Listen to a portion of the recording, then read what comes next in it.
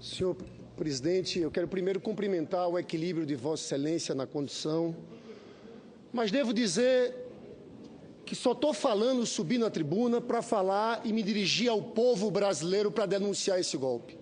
Se fosse para falar apenas para os senadores, eu não subiria essa tribuna.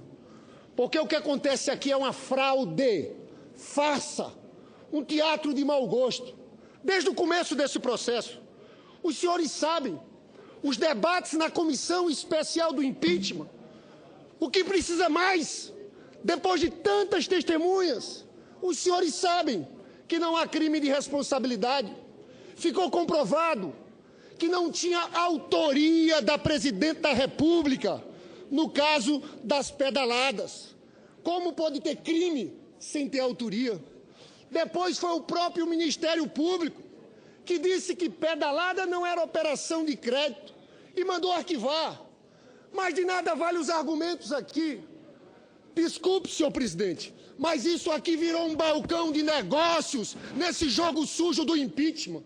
Até melancia ganhou cargos nessa discussão. E olha que nesse momento nós somos juízes. Um juiz é um momento especial do Senado, em que nós não somos só uma casa política. Um juiz não pode negociar vantagens com a outra parte. Isso é crime, senhor presidente. Mas eu vou mais além. Eu fico impressionado a irresponsabilidade das elites brasileiras em apoiar uma aventura como essa. Quanto à presidenta Dilma, eu estou tranquilo, porque sei que se esse golpe se consumar, uma coisa ela vai conquistar, é seu espaço na história. A Dilma vai estar no panteão da história junto com Getúlio e Jango, vítimas de um golpe perpetrado por essas elites conservadoras do nosso país, que são irresponsáveis, porque não têm compromisso com a democracia. Nunca tiveram. Não tiveram contra Getúlio, contra Juscelino Kubitschek, contra Jango, uma elite brasileira que apoiou a ditadura militar desde o seu início. E tem mais, senhor presidente, quando eu falo disso, a irresponsabilidade de entrar nessa aventura, Michel Temer. Os senhores sabem que Michel Temer não sustenta esse governo até 2018. Uma delação de Eduardo Cunha acaba esse governo. Mas não é só Eduardo Cunha. São várias as delações contra o presidente interino. Os senhores estão fazendo um jogo de faz de conta. Estão esquecendo o que aconteceu esse fim de semana. Uma reunião no Palácio do Jaburu. Temer, Eliseu Padilha e Marcelo Odebrecht.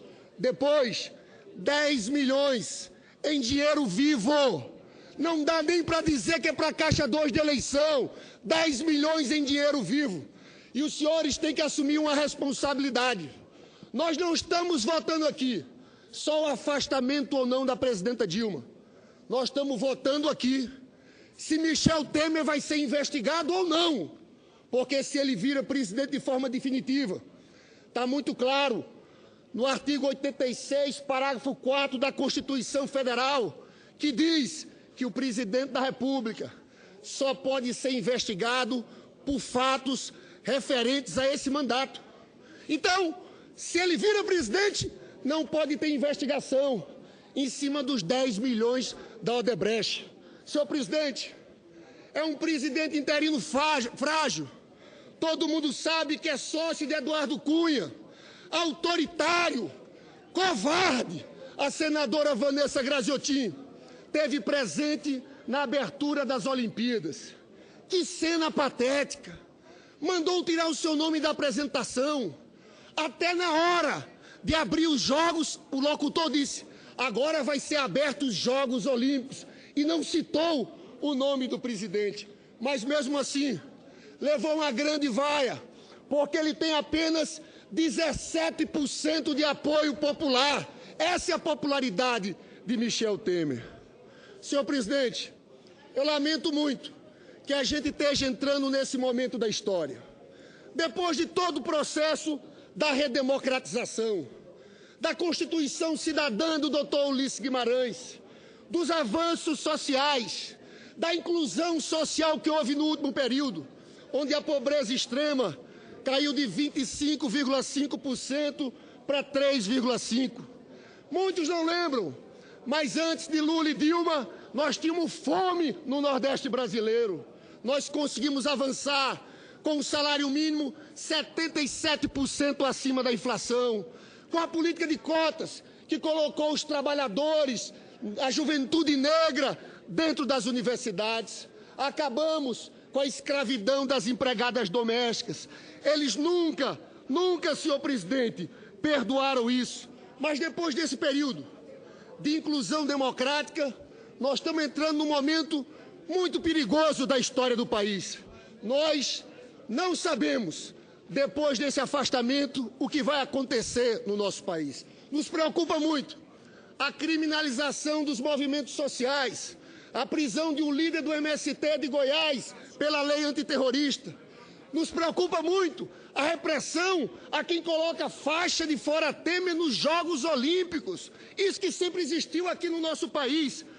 Nos preocupa muito a declaração de um ministro supremo falando da cassação de registro do Partido dos Trabalhadores. Eu me lembro de 64. Teve gente que apoiou 64 achando que não era uma ditadura. Intelectuais como Alceu Amoroso Lima, Antônio Calado e Carlos Heitor Coni acreditaram naquele momento que em 65 ia haver eleições. O que houve em 65? O ato institucional número 1, acabando com os partidos políticos, e esses intelectuais foram logo para a oposição. Eu digo aos senhores, caçar o registro do PT, depois desse afastamento, para nós significa dizer que nós não temos mais democracia nesse país. Agora, quando atacam Lula e o PT, o fazem por um motivo.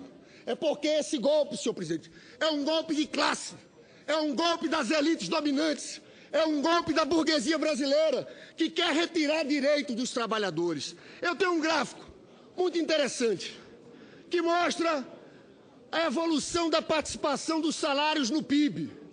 Eles estão convencidos, e dizem isso abertamente, que o problema das empresas brasileiras é que perderam sua competitividade porque aumentaram muito os salários dos trabalhadores. E vem eles, reforma trabalhista, terceirização, querem rasgar a CLT, reforma previdenciária, essa PEC 241, que significa o maior ataque à saúde pública, à educação pública.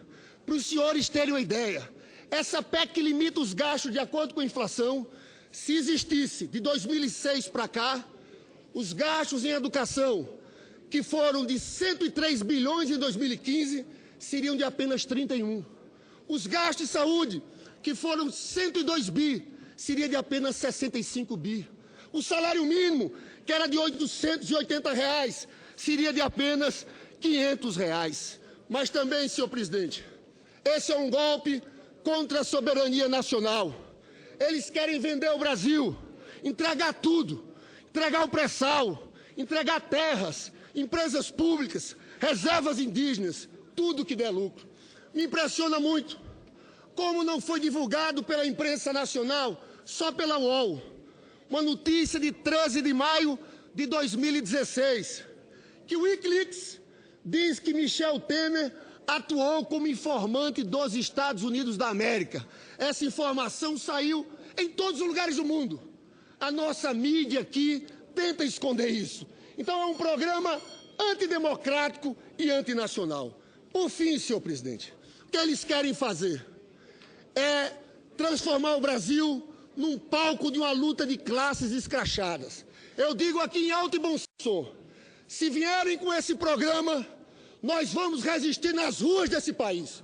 Os senhores fizeram a primeira ofensiva neoliberal aqui nos anos 90.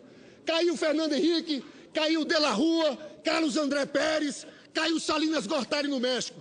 Essa direita brasileira, essa elite é tão irresponsável, tão antipovo, que vai se quebrar rapidamente porque o seu programa vai ser um programa de retirada de direitos violentos contra o povo brasileiro.